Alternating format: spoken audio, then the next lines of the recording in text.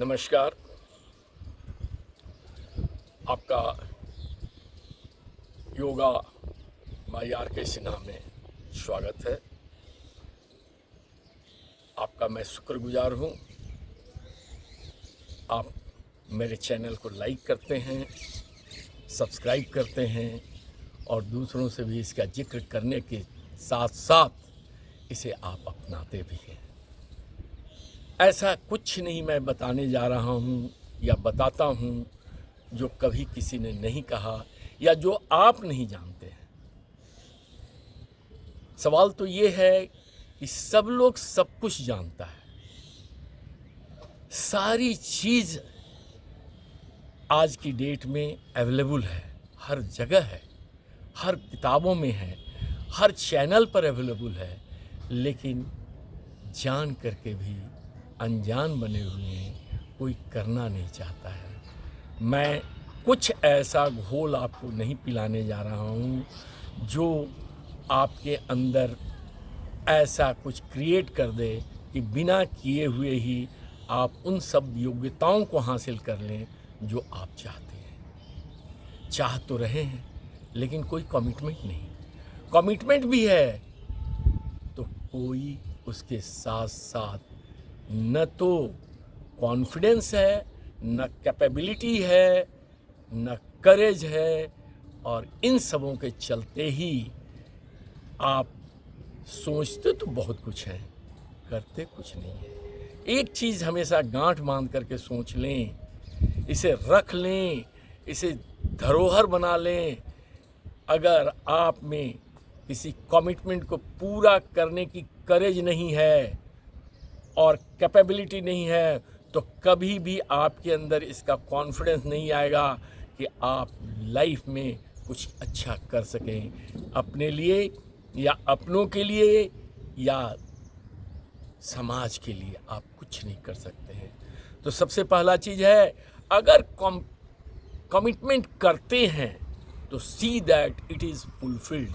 शायद राम राज्य में इसीलिए इस परिकल्पना को रखा गया था कि राम आपके आदर्श तभी हैं जब आप वचन का पालन करें।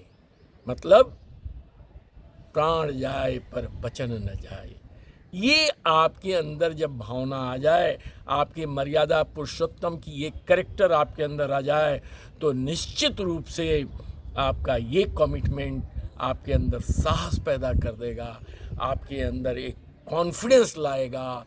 और जब कॉन्फिडेंस आएगा तो आप कुछ न कुछ अन्वेषण में लगेंगे, आप क्रिएटिव हो जाएंगे, और क्रिएटिव होने के बाद आप रास्ता ढूंढेंगे हाउ टू डू इट।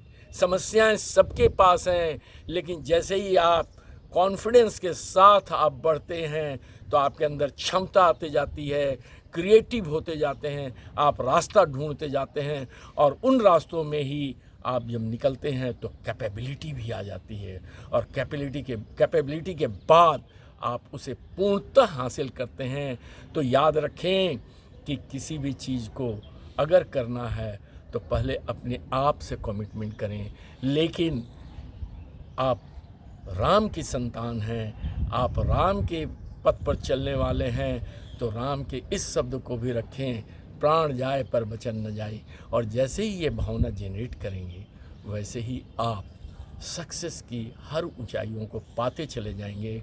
सो आइए, मैं आज कुछ सामाजिक चीज़ों के बारे में नहीं बताना चाह रहा हूँ, आज आपके स्वयं को सुधारने के लिए बताना चाह रहा हूँ। कुछ ऐसा करें कि उम्र की जो गिनती है वो भूल जाएं लोग, वो समझ में ना आ पावे कि आपने कितने बसंत देख लिया। ये बसंत के चेहरे जो हैं, आपके चेहरों पर पतझड़ बन करके दिखाई देने लगता है। जैसे ही आप 40-45 की उम्र में पहुंचते हैं तो पता नहीं क्यों जितना आपने बसंत देखा था उसमें 10-15 बसंत जोड़ करके आपका लोग अनुमान लगाते हैं। ये आपके चेहरे की पतझड़ ऐसी होती है कि फिर वो कभी खिलता ही नहीं है, जबकि प्रकृति का नियम है पतझड़ के तुरंत बाद बसंत आता है और सारी पीली पत्तियां हरी हो जाती हैं। लेकिन आपके जीवन में आपके नियमों की अवहेलना के चलते जो पतझड़ आता है वो एक अस्थाई मार्क आपके चेहरे पर रख करके जाता है, आपके शरीर में एक अस्थाई मार्क करके जाता है। आप शरीर से दुर्बल होते जाते हैं, आप चेहरे पर झुर्रियों की साख बैठा करके बैठ जाते हैं, आप मानसिक रूप से कहीं न कहीं कमज़ोर होते चले जाते हैं। जेंटलमैन, एक चीज़ हमेशा याद रखिए, मैं हमेशा कहता हूँ, हर कोई जो कोई भी इस धरती पर जन्म लिया है उसकी उम्र 100 साल है। 100 साल से पहले जाना, आप प्रकृति को धोखा दे रहे हैं, आप अपने आप को धोखा दे रहे हैं, अपने परिजनों को धोखा दे रहे हैं, उनकी उम्मीदों पर पानी फेर रहे हैं। आपको 100 से पहले इस प्रकृति से विदाई नहीं लेना है। जब आपको इतनी सहजता से, इतनी कठिनाइयों से इसको झेलते हुए आपको किसी ने जन्म दिया, इस प्रकृति ने आपको परिपक्व किया, परिपूर्ण किया, तो क्या इसीलिए कि आप बीच रास्ते से भाग जाएं? आपको सभी बुजुर्गों ने आशीर्वाद दिया है, शतायु भव, आप उसे झूठा साबित करते हुए आप पहले चलने की तैयारी कर देते हैं, अपने दिमाग की घंटी को बजा देते हैं, तुरंत कहना शुरू कर देते हैं, अब तो मैं 60 का हो गया, अब तो मैं 55 का हो गया, अब मेरी जाने की उम्र हो गई, अब तो मेरा जाने का समय आ गया, मैं चलता हूँ, मैं गुजरता हूँ। ये क्या तमाशा है? मैं पका हुआ आम हूँ। किसने कह दिया? पका हुआ आम भी अपनी पूरी सीजन का जितना उसको समय चाहिए उस समय ले करके पकता है। आप अपने आप को पहले ही क्यों पका दे रहे हैं? इसलिए अपने आप को दृढ़ विश्वास के साथ चलिए। आपको लोगों ने बचपन में आशीर्वाद दिया है कि आप शतायु भव, उन आशीर्वादों की सत्यता कायम कीजिए और अपने अंदर कॉन्फिडेंस जनरेट कीजिए। उसके लिए थोड़ी सी प्रकृति में लौटने की चीज़ मैं बोल रहा हूँ। श्वासों के प्रति बहुत लोग लाचार हैं, बहुत बेतरतीब ढंग से लेते हैं। जब बचपन था तो 4-5 साल तक तो हमने श्वासों का बहुत सही ढंग से लिया। ऑक्सीजन की जितनी मात्रा ज़रूरत थी उतनी मात्रा मैंने ऑक्सीजन का डाला अपने शरीर में, लेकिन बड़े होते होते पता नहीं कितने अफवाहों में, कितने लोगों के बहकावे में, अपनी ज्ञान इंद्रियों के बहकावे में आकर के मैं उन श्वासों को लेना ही भूल गया। ऐसे लेते हैं श्वास जैसे अपने शरीर पर एहसान कर रहे हैं, कोई दूसरे के शरीर का पालन कर रहे हों। किसी तरह से कोई श्वास चला गया और निकल गया, कभी उसके बारे में जागृत ही नहीं होते हैं। बंधु, श्वास जो है वो आपके शरीर के साथ साथ आपके शरीर में मौजूद मोर देन 63 ट्रिलियन जीव का भी भरण पोषण पालन करता है। उन जीवों के चलते ही यह शरीर रूपी इंस्टीट्यूशन चल रहा है। यदि आप उत्तम श्वास लेंगे तो आपका शरीर उत्तम रहेगा, आपकी झुर्रियाँ नहीं आएंगी, आपके सारे जो ऑर्गेनाइजेशन के, इस शरीर रूपी ऑर्गेनाइजेशन के जितने भी कर्मचारी हैं वो हृष्ट पुष्ट होंगे, वो मजबूत होंगे। और मजबूत कर्मचारियों से ये जब शरीर निर्माण होगा तो एक भव्य और सुंदर शरीर होगा। और 100 साल की उम्र तक भी आपके चेहरे की चमक नहीं जाएगी। प्रकृति कभी आपको बूढ़ा नहीं करता है, बूढ़ा आप स्वयं होते हैं। सो आज से, अभी से ये गांठ बांधें कि मैं श्वास पूरी तरह लूँगा, जागृत होकर के लूँगा और श्वासों के प्रति इतना सचेत होऊंगा कि अगर मुझे 500 ml श्वास पहुंचाना है तो मैं श्वास अंदर 500 ml तक पहुंचाऊंगा भी, और उसके साथ साथ उतना ही श्वास बाहर भी करूंगा। लेने और छोड़ने के बीच में अगर एक पॉज नहीं डाले तो लेना और छोड़ना दोनों एक साथ होगा, तो बाहर की पॉल्यूशन तो बाद में आएगी, आपके नाक के दरवाजे पर ही पॉल्यूशन होने लगेगा।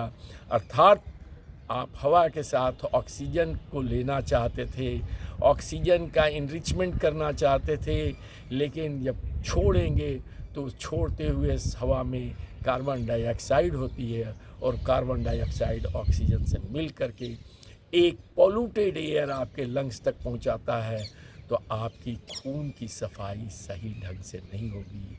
खून आपका ऑक्सीजन लेकर के आपके हर तंतु तक नहीं पहुंचेगा ठीक ढंग से, तो तंतुएं बीमार होंगी, सेल्स बीमार होंगे, और उन बीमारियों का लक्षण आपके चेहरे पर आएगा और आप बाध्य हो जाएंगे यह कहने के लिए कि मैं तो पका हुआ आम हूँ, अब मेरे चलने का समय हो गया। तो ये चीज़ भूलें और श्वास के प्रति सचेत हों। श्वास लें, पूरी दीर्घ श्वास लें और दीर्घ श्वास छोड़ें। लेने छोड़ने छोड़ने लेने के बीच में एक अंतराल दें, एक छोटा सा अल्प विराम दें। आप इसको आदत में शामिल कर लें। आप बचपन में ये करते थे, आज भी जब सोते हैं तो ये स्वाभाविक रूप से गहरी सांसें चलती हैं, गहरी सांसें निकलती हैं।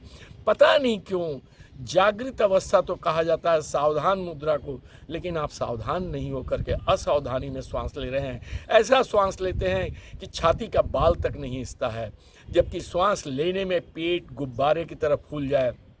ऐसा नहीं है मेरे कहने का कि श्वास पेट में लेना है, श्वास तो लंग्स में ही जाएगा।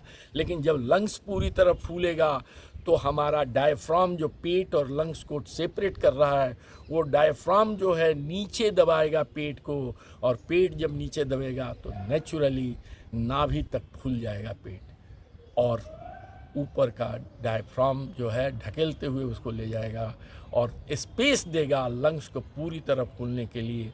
अर्थात पूरी जितनी रिक्वायर्ड हवा है वो जुट जाएगी लंग्स में, और जब आप छोड़ेंगे तो यही डायफ्राम उल्टा आकर के लंग्स को प्रेशराइज करते हुए सारे एक गुब्बारे की तरह लंग्स को खाली करा देगा। तो ये काम शुरू करें, और अगले वीडियो में मैं बताऊंगा आपको कि श्वास कैसे लिया जाए, कैसे शुरुआत किया जाए, और वहाँ से फिर अगला चैप्टर होगा प्राणायाम का। जब श्वास लेना आप जान जाएंगे तो प्राणायाम की विधि भी समझ जाएंगे। ये जब सिलसिला समझ में आ जाएगी तो आपका जीवन सुखमय हो जाएगा। लेकिन लेकिन लेकिन लेकिन हर चीज़ की एक विधि होती है, हर चीज़ का एक नियम होता है। आपका यहाँ पर जो नियम है, जो अष्टांग योग से लोग प्रभावित हैं, पतंजलि का नाम तो सब लोग लेते हैं, लेकिन सीधे सीधे प्राणायाम में लोग जंप करा देते हैं। प्राणायाम चौथा स्टेज है। किसी भी बच्चे को क्लास 4 में एडमिट करा दीजिएगा तो उसका एडमिशन नहीं चल पाएगा। तो प्राइमरी से शुरू करें, और अष्टांग योग का प्राणायाम का चौथा पायदान पाने के लिए आपको यम, नियम, आसन, ये 3 चीज़ों की साधना करनी होगी। उतना अगर आपके पास समय नहीं है तो मैं चंद शब्दों में बता देता हूँ कि यम नियम का मतलब यही है कि अपने अंदर सद्विचार रखें, सद्भावना रखें, परोपकार रखें, और प्रकृति के साथ साथ तालमेल बैठाते हुए सुबह की बेला में उठें। सूर्योदय की पहली किरण आपके जगने के बाद निकलना चाहिए। आप सुबह सुबह उठें, ब्रह्म मुहूर्त में उठें, जिसमें ब्रह्म का समय चल रहा हो, अर्थात समय काल रुका हुआ हो, वो कहलाता है ब्रह्म मुहूर्त। वहाँ पर उठें। ब्रह्म मुहूर्त सूर्योदय के 1.5 घंटा पहले शुरू होता है। वहाँ आकर के कम से कम नियम का पालन करें, या अर्थात अपने शरीर को शुद्धि करें, मुंह हाथ धोएं, लैट्रिन बाथरूम हो, और जब पेट खाली हो जाए तो एक आसन लगा करके रीढ़ की हड्डी को सीधा करते हुए बैठ जाएं। आपकी रीढ़ की हड्डी ही जो है वही संचार तंत्रिका का वहन करता है। उसे सीधा रखेंगे तो सीधा आपके सभी अंग प्रत्यंग का सूचना दिमाग को जाएगा, और दिमाग जो है जैसा जिसको करना है उसके अनुसार क्रिया बताएगा। तो रीढ़ की हड्डी को सीधा रखें, गर्दन सीधी रखें, और तब प्राणायाम की विधि शुरू करें। सो आइए आज आप एक संकल्प लें, एक कमिटमेंट करें, और ये कमिटमेंट का अगला स्टेप होगा करेज, जो आपके अंदर साहस पैदा करेगी, और साहस पैदा होते ही आपका अगला स्टेज आ जाएगा, एक कॉन्फिडेंस जैसे आएगा कि यस मैं कर सकता हूँ और इसमें कोई दूसरा राह नहीं है, कमिटमेंट को पूरा करना ही है। और जब ये कॉन्फिडेंस आएगा तो आप क्रिएटिव हो जाएंगे, अर्थात आप डिफरेंट रास्ता ढूंढेंगे, आप समय मैनेज करेंगे, आप अपने आप को मैनेज करेंगे, अपने कार्यों में से समय निकाल करके इसके लिए सचेत होंगे। और जब आप में कॉन्फिडेंस आ जाएगा तो आप कैपेबल हो जाएंगे, और कैपेबल होंगे तो आप सक्सेस का आपके साथ साथ तालमेल होगा। सो यहीं पर मैं विराम देता हूं और अगले वीडियो में आपको इनवाइट करता हूं। आइए, ज्वाइन कीजिए, सब्सक्राइब कीजिए। सब्सक्रिप्शन में कोई पैसा आपका नहीं लगता।